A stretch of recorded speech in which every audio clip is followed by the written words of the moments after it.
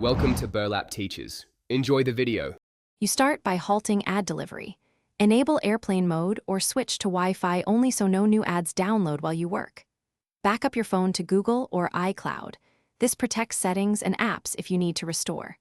Then open Settings and find Ads or Privacy to reset the advertising ID. This severs targeted ad links. Once done, disable ad personalization and block app tracking so future ads are less relevant and easier to remove. Now you remove the sources. First, identify and uninstall or disable apps that show persistent pop-ups, often free games or utility apps. Next, open your browser, clear cache and cookies, and remove any unknown extensions or add-ons that inject ads. Then audit app permissions. Revoke overlay notifications and draw over apps permissions for offenders because those allow full-screen ads.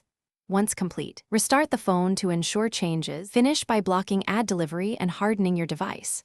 Install a reputable ad blocker or use a DNS blocker like 111 or AdGuard to stop ads system-wide. Configure it according to the app's quick start. Make sure your OS and apps are updated to close ad abuse vulnerabilities and rely on store reviews before reinstalling apps.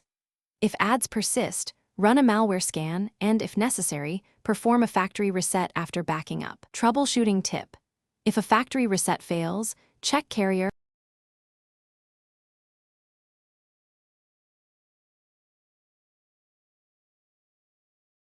Thanks for watching. Consider subscribing if this video helped you.